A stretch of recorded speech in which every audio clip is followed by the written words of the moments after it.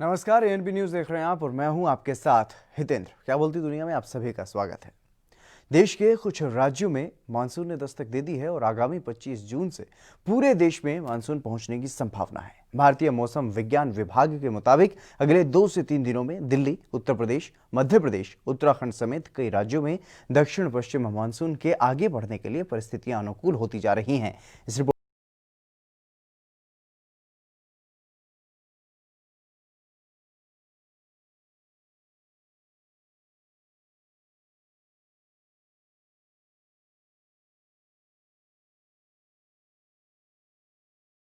राष्ट्रीय राजधानी दिल्ली में हल्की बारिश होने से पिछले 3 दिनों से उमस भरी गर्मी से काफी राहत है।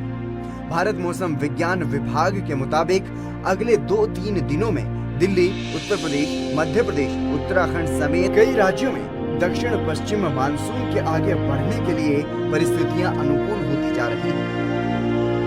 मौसम विभाग के अनुसार पंजाब, हरियाणा, चंडीगढ़, दिल्ली, यूपी और पूर्वी राजस्थान के कुछ इलाकों में 23 जून को बारिश होने की संभावना है।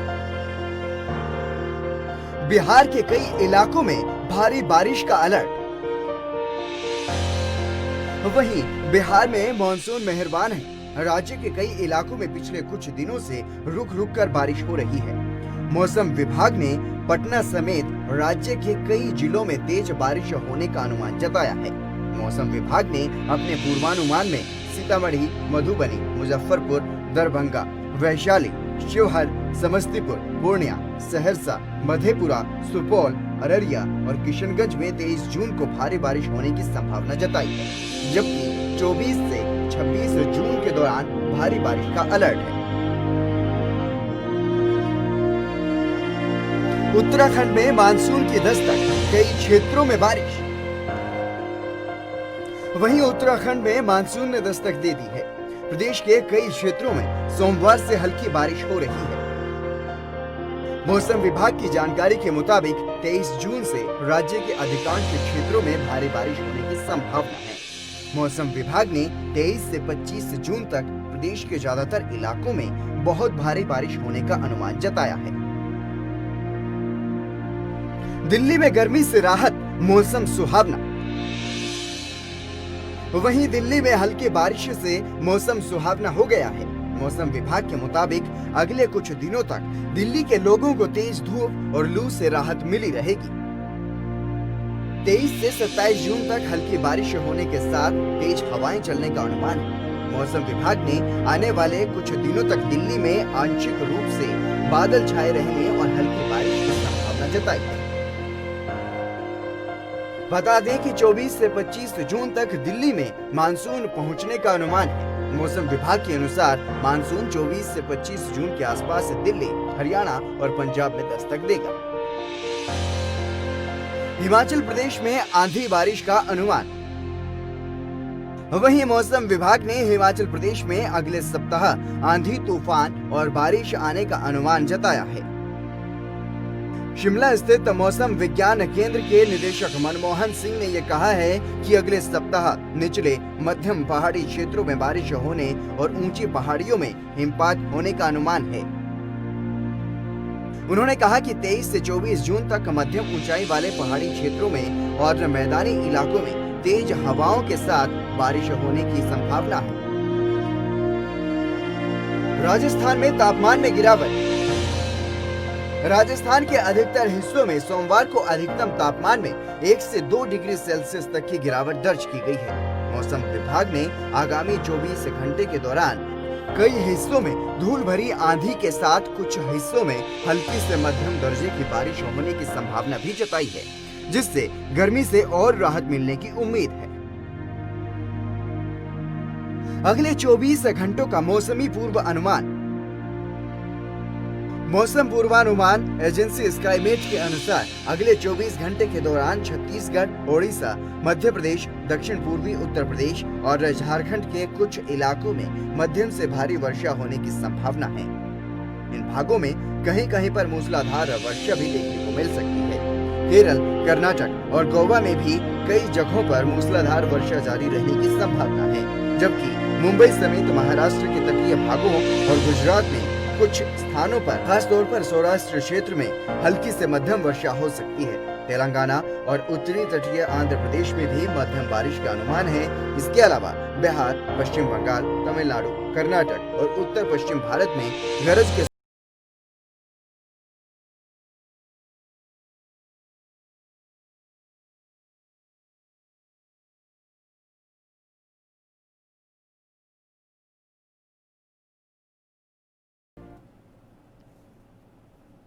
दिल्ली के स्वास्थ्य मंत्री सत्येंद्र जैन की तबीयत में अब सुधार होने लगा है। उन्हें इमरजेंसी वार्ड से निकाल करके अब जनरल वार्ड में शिफ्ट कर दिया गया है।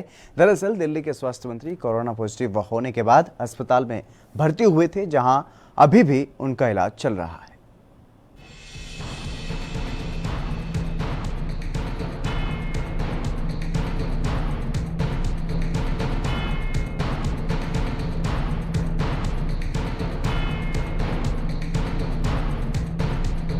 दिल्ली के स्वास्थ्य मंत्री सत्येंद्र जैन की तबीयत अब तेजी से ठीक हो रही है।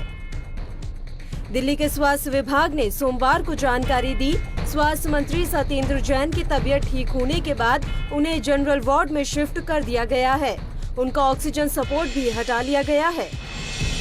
सत्येंद्र जैन 17 जून को कोरोना पॉजिटिव पाए गए थे। उनके कार्यालय से दी गई जानकारी के अनुसार शनिवार को प्लाज्मा थेरेपी के बाद से ही उनकी तबीयत पहले से बेहतर है। प्लाज्मा थेरेपी का जैन की तबीयत पर सकारात्मक असर पड़ा है। डॉक्टरों ने कहा कि उन्हें सोमवार को सामान्य वार्ड में शिफ्ट किया जा सकता है। 17 जून को हुए थे कोरोना संक्रमित। मालूम हो कि 17 जून को सत्येंद्र जैन कोरोना संक्रमित पाए गए थे। उन्हें पहले पूर्वी दिल्ली के राजीव गांधी सुपर स्पेशलिटी अस्पताल में भर्ती कराया गया था। शुक्रवार को फेफड़ों में इन्फेक्शन बढ़ गया, जिसके बाद उनका स्वास्थ्य बिगड़ने लगा। इसके बाद उन्हें साकेत के मैक्स अस्पताल रेफर कर दिया गया। प्लाज्मा थेरेपी का दिखा असर। मैक्स अस्पताल के डॉक्टरों के अनुसार उन्हें वहां आईसीयू में भर्ती किया गया और ऑक्सीजन सपोर्ट पर रखा गया। शनिवार को मैक्स अस्पताल में ही उन्हें प्लाज्मा थेरेपी दी गई थी, जिसके बाद रात से ही उनकी हालत में सुधार होने लगा था। दिल्ली में करीब 60,000 कोरोना मरीज। गौरतलब है कि अकेले दिल्ली में करीब 60,000 लोग कोरोना वायरस की चपेट में आ चुके हैं और इस लिस्ट में दिल्ली के स्वास्थ्य मंत्री भी शामिल हैं। फिलहाल स्वास्थ्य मंत्री की तबीयत में अब तेजी से सुधार हो रहा है और उन्हें जनरल वार्ड में शिफ्ट कर दिया गया है। न्यूज डेस्क की स्पेशल रिपोर्ट एएनबी न्यूज।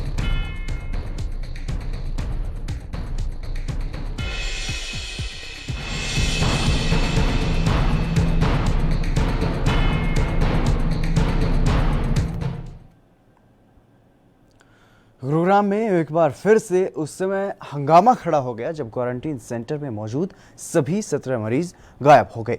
जब इस बात की जानकारी पुलिस को मिली तो पुलिस मौके पर पहुंच गई और उसके बाद क्या कुछ हुआ इस रिपोर्ट में आप देखिए।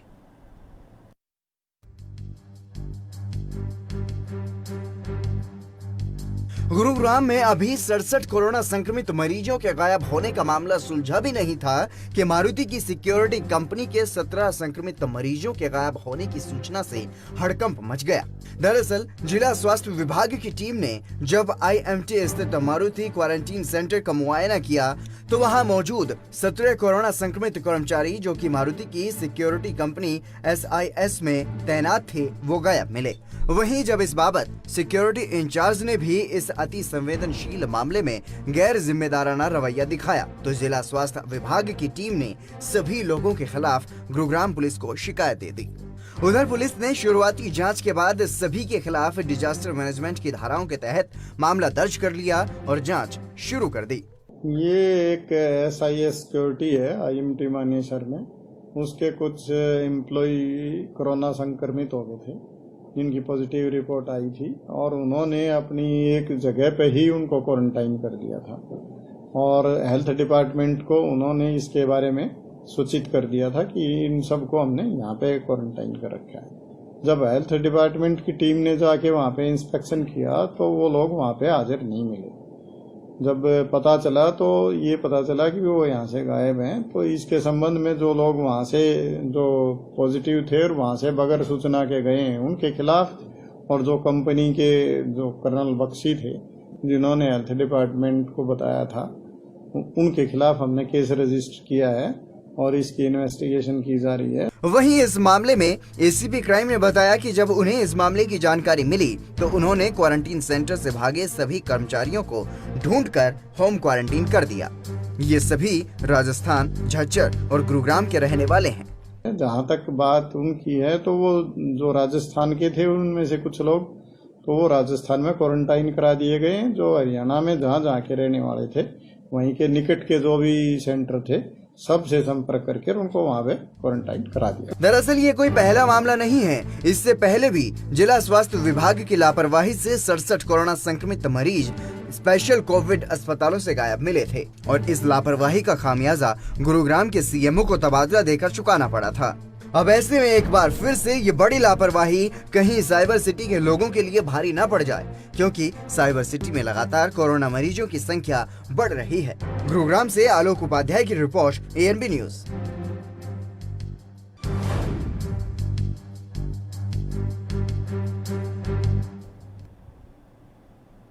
चलिए फिलहाल रुकेंगे एक छोटे से ब्रेक के लिए, जल्द हाजिर होंगे।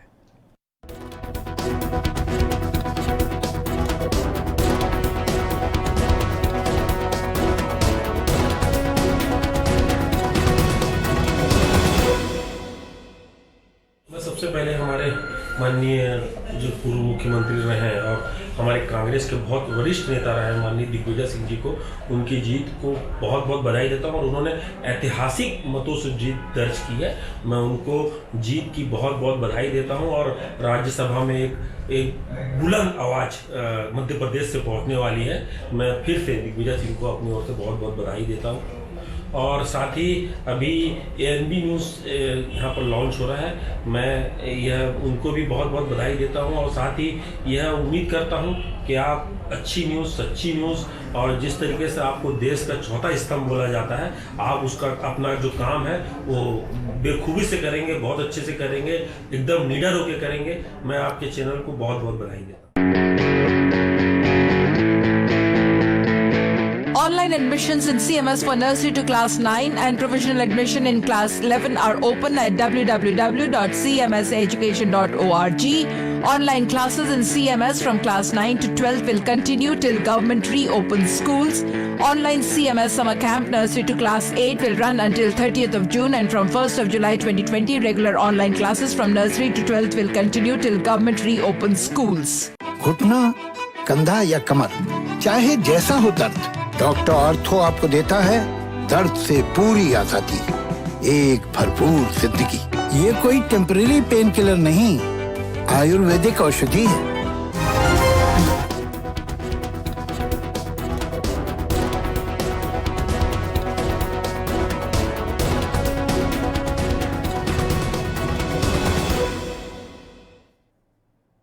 ब्रेक के बाद एक बार फिर से आप सभी का स्वागत है।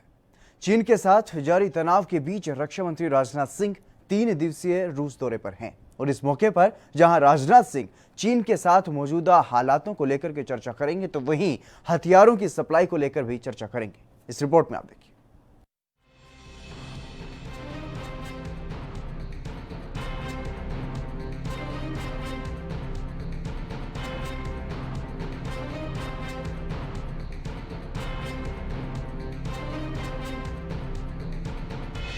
भारत चीन तनाव के बीच रक्षा मंत्री राजनाथ सिंह 3 दिवसीय रूस दौरे पर हैं।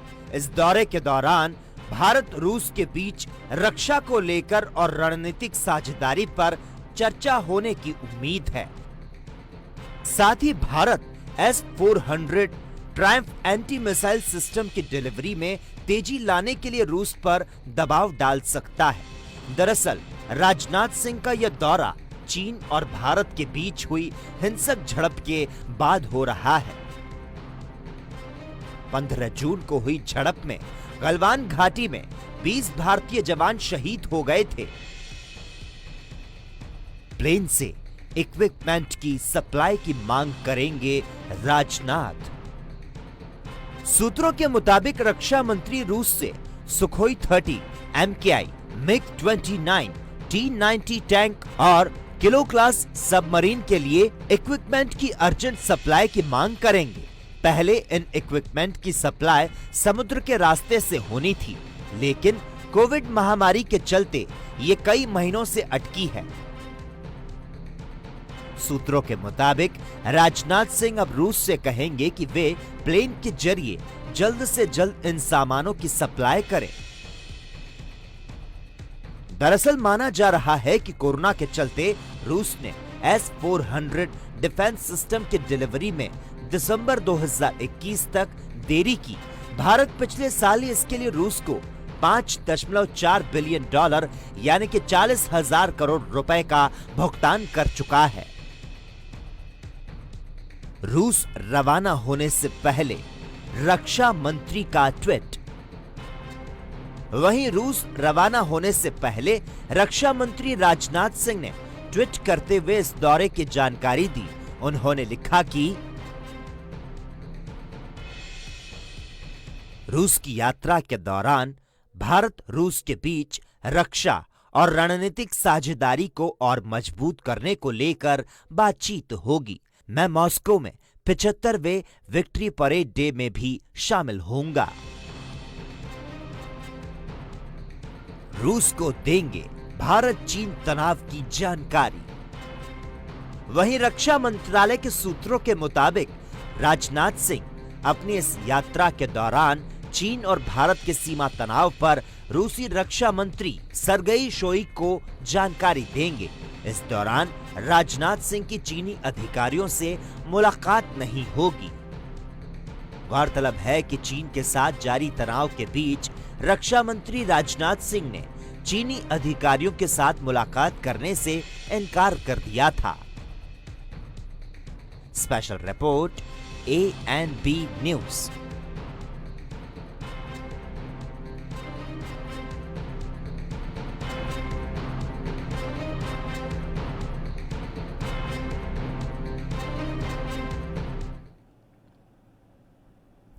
चीन ने पिछले 3 साल से नेपाल के रुई गांव पर कब्जा जमा रखा है, लेकिन भारत के खिलाफ आक्रामक तेवर दिखाने वाला नेपाल अब मौन व्रत धारण किए बैठा है। न जाने उसके कड़े तेवर अब कहां आलोप हो गए हैं। इस रिपोर्ट में आप देखिए।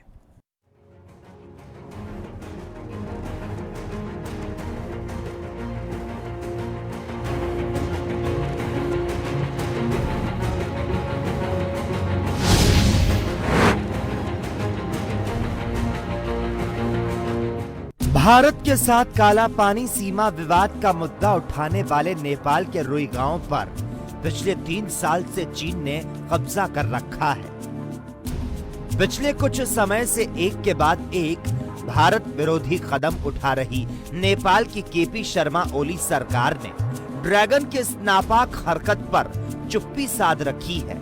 भारत के खिलाफ अक्सर बयानबाजी करने वाली नेपाली कम्युनिस्ट पार्टी ने भी इस पूरे मामले पर मौन व्रत धारण कर लिया है।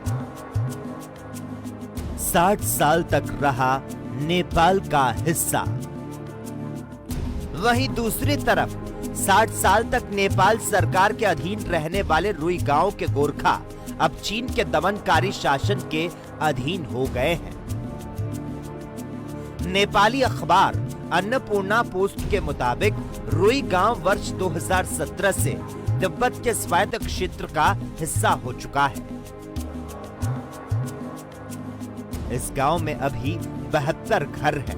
रुई गांव अभी भी नेपाल के मानचित्र में शामिल है, लेकिन वहां पर पूरी तरह से चीन का नियंत्रण हो गया है। रुई गांव के सीमा स्तंभों को वैध बनाने वाले अतिक्रमण को हटा दिया गया। नेपाल ने किया रुई के रिकॉर्ड होने का दावा।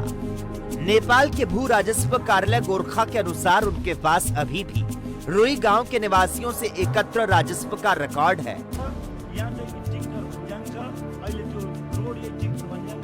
रुई गांव के निवासियों की ओर से दिए गए राजस्व का विवरण भूमि राजस्व कार्यालय में सुरक्षित है।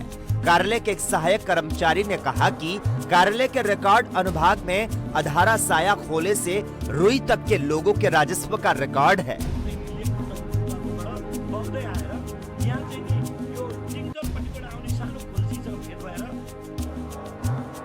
बॉर्डर के पिल्लर लगाते समय हुई लापरवाही। नेपाली इतिहासकार रमेश धुंगल का कहना है कि वर्ष 2017 तक रुई और तेईगा गांव देश के गोरखा जिले के उत्तरी भाग में थे।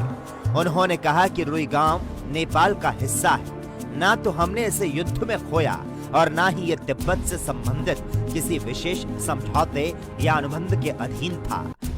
नेपाल ने बॉर्डर के पिल्लर को लगाते समय लापरवाही की, जिसके कारण हमने रुई और तेघा दोनों गांव खो दिए। भ्रष्ट नेपाली अधिकारियों की सहमति से हुआ कब्जा। उधर चुमोबरी ग्रामीण नगर पालिका वार्ड नंबर 1 के वार्ड अध्यक्ष वीर बहादुर लामा दावा करते हैं कि रुई गांव गोरखा का हिस्सा था और वहां के निवासी नेपाल सरकार को राजस्व जमा करते थे और अब यह निवासी तिब्बती बन गए। उन्होंने कहा कि कुछ भ्रष्ट नेपाली अधिकारियों की सहमति से 35 नंबर पिल्लर को समदो और रुई गांव के बीच की सीमा तय कर दिया गया। इससे पूरा गांव चीनी नियंत्रण में आ गया। साम गांव, सामडो और रुई की भाषा, संस्कृति और परंपरा एक सी है और इन सभी प्रार्थना की जगह एक ही है। नेपाली इतिहासकार ने उठाए सवाल। नेपाली इतिहासकार रमेश धुंगल ने इसे नेपाल की ओली सरकार की घोर लापरवाही बताया। उन्होंने कहा कि भारत की सीमा में आना जाना आसान है, लोग इसके चारों ओर घूमते हैं, इसीलिए भारत के साथ सीमा के मुद्दे सभी को दिखाई दे रहे हैं। लेकिन उत्तरी सीमा में तिब्बत की सीमा से लगे इलाके में नेपाल का हाल बहुत ही खराब है। गौरतलब है कि चीन के साथ नजदीकियां बढ़ा रही नेपाल सरकार अब इस पूरे मामले को लेकर बुरी तरह से फंसती नजर आ रही है, क्योंकि भारत जैसा देश जो नेपाल को अपना दोस्त मानता आया, उससे नेपाल दूरियां बना रहा है और चीन जैसा धोखेबाज देश जो चुपके से नेपाल के हिस्सों पर कब्जा कर रहा है, वो शायद नेपाल सरकार को दिखाई नहीं दे रहा। Special report ANB news.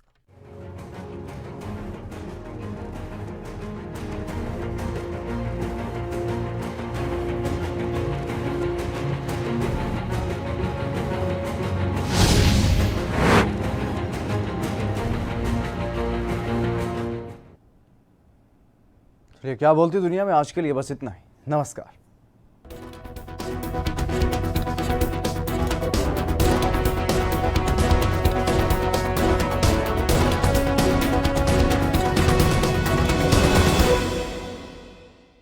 घुटना, कंधा या कमर, चाहे जैसा हो दर्द, डॉक्टर ऑर्थो आपको देता है दर्द से पूरी आजादी, एक भरपूर जिंदगी।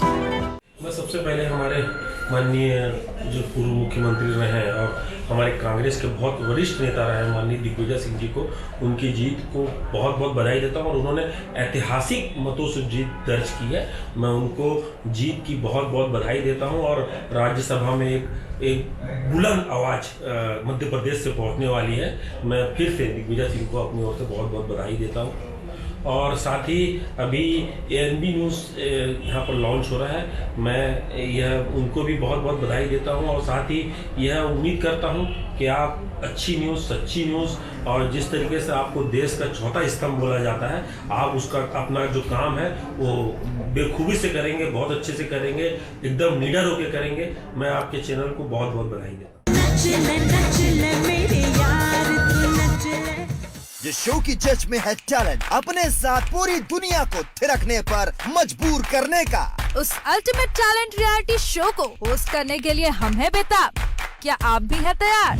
कुछ लोग इस दुनिया में आते हैं खास मकसद के लिए और जब लॉकडाउन में घर बैठे ये अपना हुनर दिखाते हैं तो इतिहास रचते हैं। अगर आप में भी है इसी तरह का हुनर तो अपलोड कीजिए अपना 1 मिनट का वीडियो ANB न्यूज़ के डिजिटल ऑडिशन में और 25 जून तक सबमिट कीजिए अपना ऑनलाइन ऑडिशन वीडियो 7888497078 पर।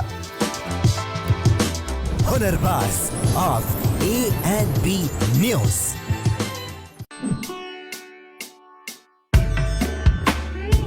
बौद्ध मठ की उत्पत्ति और उत्तर वैदिक काल, कुषाण साम्राज्य और मुस्लिम शासकों का शासनकाल,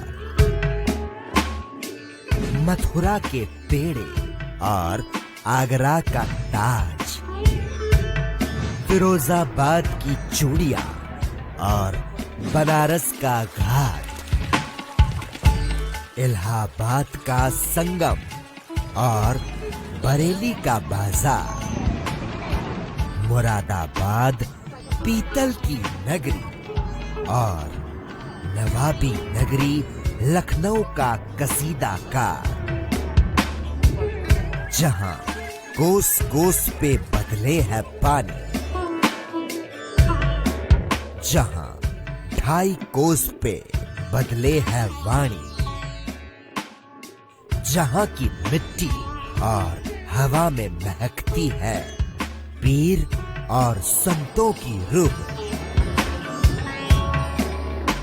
उस प्रदेश की नजाकत और उस प्रदेश का मिजाज दिखाएंगे हम ANB न्यूज पर। अपना उत्तर प्रदेश।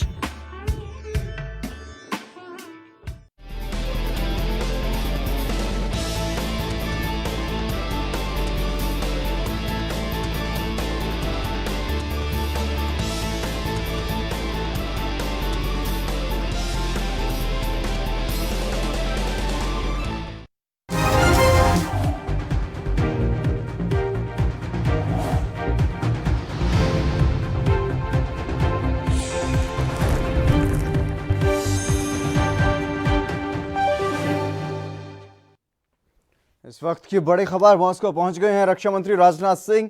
ये बड़ी खबर आपको बता रहे हैं, विक्ट्री डे परेड में हिस्सा लेंगे राजनाथ सिंह। और चीन से तनाव के पीछे रक्षा मंत्री का दौरा काफी अहम बताया जा रहा है। विक्ट्री डे की परेड में हिस्सा लेंगे। इससे पहले आपको बता दें कि भारत की तीनों सेनाओं की टुकड़ी मॉस्को पहुंच चुकी है, विक्ट्री डे की परेड में शिरकत करेगी। और अब रक्षा मंत्री राजनाथ सिंह भी मॉस्को पहुंच चुके हैं। यह बड़ी खबर आपको बता रहे हैं। रूस के विशेष बुलावे पर रक्षा मंत्री राजनाथ सिंह इस कार्यक्रम में शिरकत करेंगे और इस कार्यक्रम में शिरकत करने के लिए रक्षा मंत्री राजनाथ सिंह मॉस्को फिलहाल पहुंच चुके हैं।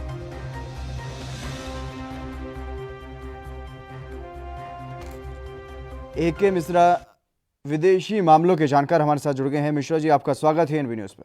Thank you. मिश्रा जी, किस तरीके से देखते हैं रक्षा मंत्री राजनाथ सिंह का यह दौरा काफी अहम रहने वाला है? जी, देखिए, वॉर लाइक सिचुएशन बनी हुई है और 2 फ्रंट वॉर की अगर हम यहाँ पे बात करें, आपको पता होगा कि रशिया जो है ये सेलिब्रेट कर रहा है जब उन्होंने जर्मन के ऊपर विजय पाई थी सेकेंड वर्ल्ड वॉर में। मैं बहुत बहुत धन्यवाद देना चाहूंगा गवर्नमेंट को कि इतना प्रोएक्टिव एक्शन उन्होंने लिया है। ये मीटिंग केवल ऐसा नहीं है कि उस जलसे में शामिल होने के लिए राजनाथ सिंह जी गए हैं, एक स्ट्रेटेजिक MOU भी वहां पे साइन होगा। खबरों में आप लोगों ने देखा होगा कि लगभग 20-22 इनको फाइटर प्लेन चाहिए और उसके साथ साथ कुछ ऐसे भी आर्म्स एंड एमुनेशन चाहिए, क्योंकि पास्ट में हमने सारे आर्म्स एंड एमुनेशन जो है रसिया से खरीदे हैं। ज्यादातर डील हमारी रसिया से होती थी, तो उनके कल पुर्जे भी होते हैं जिनको रिप्लेस करना होता है मेंटेनेंस के लिए, और एडवांस में ज्यादा क्वांटिटी में मंगा के रखना पड़ता है कि अगर रियल वॉर अगर एग्जीक्यूट होती है दोनों देशों के बीच में, तो जो है कहीं से भी कमी न पड़े। तो इसको केवल इस चीज के लिए मत देखिए कि किसी एक जलसे में या फंक्शन में वो शामिल होने के लिए गए हैं। ये एक प्रोएक्टिव जो है सिचुएशन को मैनेज करने के लिए गवर्नमेंट ऑफ इंडिया का, हमारे डिफेंस मिनिस्टर का बहुत ही सोचा समझा और स्ट्रेटेजिक रणनीति है, स्ट्रेटेजिक विजिट है। जी मिश्रा जी, और किस तरीके से देखेंगे आप, क्योंकि जिस तरीके से भारत और चीन के बीच में लगातार तनाव बढ़ रहा है, तो चीन को इससे क्या कुछ संदेश जाने वाला है, क्योंकि चीन के भी अधिकारी वहां पर मौजूद है? देखिए, मैं आपको बताऊं, नो डाउट आपने सही बोला। वहां पे जो है आप देखिए PLA के भी ऑफिसर्स गए हुए हैं और चीन के पॉलिटिकल जो एग्जिस्टिंग पॉलिटिकल पार्टी है उनके भी लीडर गए हुए हैं। ये खबर जैसे ही पता चली इंटरनेशनल मीडिया में, शुरू में तो ये था कि इंडिया की तरफ से शायद रिप्रेजेंटेशन न हो, लेकिन लास्ट मोमेंट पे ये चीज डिसाइड किया गया है और उनको भी, इवन पाकिस्तान और चाइना को भी ये पता चला कि ये डील भी यहाँ पे साइन होगी। तो उनके तो होश फाख्ता हो गए हैं, क्योंकि जिन विमान की डिमांड हम लोगों ने इमरजेंसी में की है, हमारे रक्षा मंत्री जिन मतलब सुपर फाइटर प्लेन्स की जो है, फाइटर जेट की जो डिमांड करने गए हैं, वो इतने ज्यादा भारी भरकम साबित होंगे चाइना के ऊपर, पूरे से पूरा वॉर गेम को ही चेंज कर दिया जाएगा। तो चीन और पाकिस्तान दोनों के होश फाख्ता हो गए हैं जब उनको असली रीजन पता चला कि भारत के रक्षा मंत्री का वहां विजिट करने का पर्पज क्या है। यहाँ पे फर्क ये है कि दूसरे देशों के जो भी मेहमान गए हैं, वो आप उनको एक नॉर्मल विजिट समझिए कि एक फंक्शन हो रहा है, उनको इन्वाइट किया गया है। लेकिन यहाँ पे ठीक है, इन्विटेशन वगैरह, बायलैटरल रिलेशन, ये सारी चीजें सही है।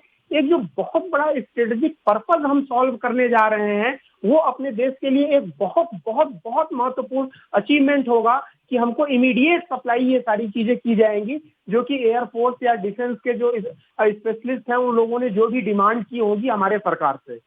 मिश्रा जी, तमाम अहम जानकारी देने के लिए आपका बहुत बहुत शुक्रिया। तो विदेश मंत्री विदेश पहुंच चुके हैं, हमारे रक्षा मंत्री राजनाथ सिंह मॉस्को में पहुंच चुके हैं और चीन से तनाव के बावजूद जिस तरीके से अब रक्षा मंत्री मॉस्को पहुंचे हैं, ये एक बहुत ही अहम दौरा माना जा रहा है।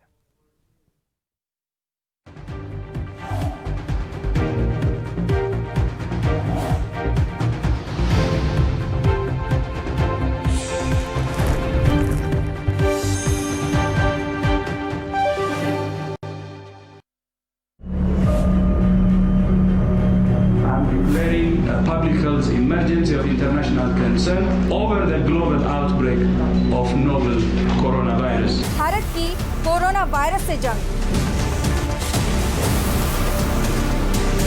आपको चाहिए पूरी जानकारी के लिए भरोसेमंद जरिया।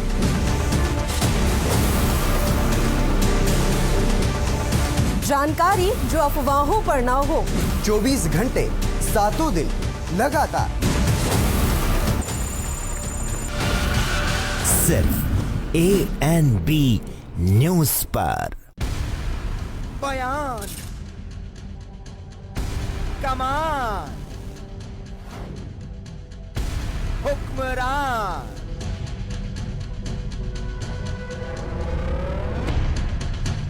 दौड़ते राजमार्ग, पगडंडियां, मौन, अवाम के दुख दर्द पर बोले कौन?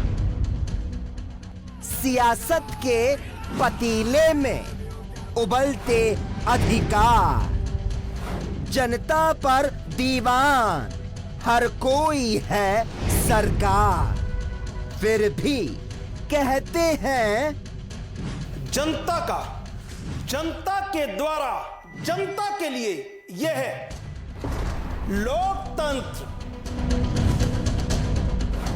लोकतंत्र रात 8 बजे सिर्फ ANB न्यूज पर।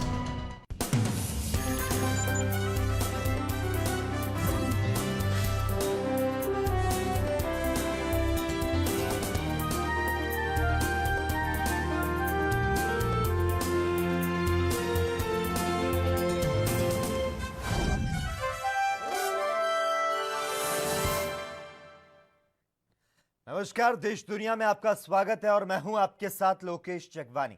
एक तरफ चीन के साथ गलवान घाटी में तनातनी, तो दूसरी तरफ पाकिस्तान की तरफ से LOC पर सीज फायर उल्लंघन और आतंकी साजिश की कोशिशों के बीच मुस्लिम देशों ने भारत को झटका दिया है। ऑर्गेनाइजेशन ऑफ इस्लामिक कॉरपोरेशन ने जम्मू कश्मीर के ताजा हालात पर चर्चा की है। आपातकालीन बैठक में कश्मीर के मसले पर चर्चा हुई। इस बैठक में OIC समूह के सदस्य देश अजरबैजान, नाइजर, पाकिस्तान, सऊदी अरब और तुर्की के विदेश मंत्रियों ने हिस्सा लिया। आपको बता दें, OIC इस्लामिक देशों का संगठन है और इसमें सऊदी अरब का दबदबा है। जम्मू कश्मीर का जब भारत ने विशेष दर्जा खत्म किया था तो OIC लगभग खामोश था। OIC में सऊदी अरब और उसके सहयोगी देशों का दबदबा है। सऊदी ने भी अनुच्छेद 370 हटाने के मामले में पाकिस्तान का साथ नहीं दिया था और संयुक्त अरब अमीरात ने इसे भारत का आंतरिक मामला कहा था। हालांकि तुर्की और मलेशिया ने इस मामले में भारत की खुलकर आलोचना की थी।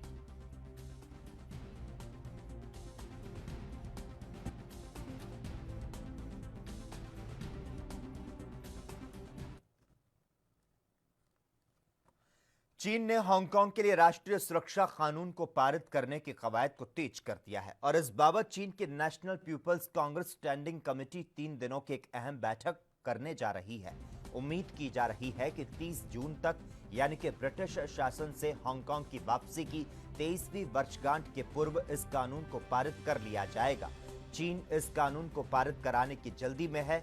हालांकि अभी कानून के मसौदे को और ना ही इसके बुनियादी पहलुओं को साफ किया गया है। चीन ने कहा कि इस कानून के बारे में चिंतित हांगकांग के लोग एक ऑनलाइन प्लेटफॉर्म के माध्यम से कांग्रेस को अपने विचार प्रस्तुत कर सकते हैं, जिसे उन्होंने स्वीकार नहीं किया था। चीन का कहना है कि यह नया कानून हांगकांग की स्थानीय सरकार लागू करेगी और इसके लिए एक मुख्य आयुक्त कार्यालय की स्थापना की जाएगी, जो कि स्थानीय सरकार को सुझाव और गाइड प्रदान करता रहेगा। चीन का कहना है कि नया राष्ट्रीय सुरक्षा कानून राष्ट्रीय सुरक्षा को खतरे में डालने के लिए विदेशी और बाहरी प्रभावों से मुक्त रखेगा।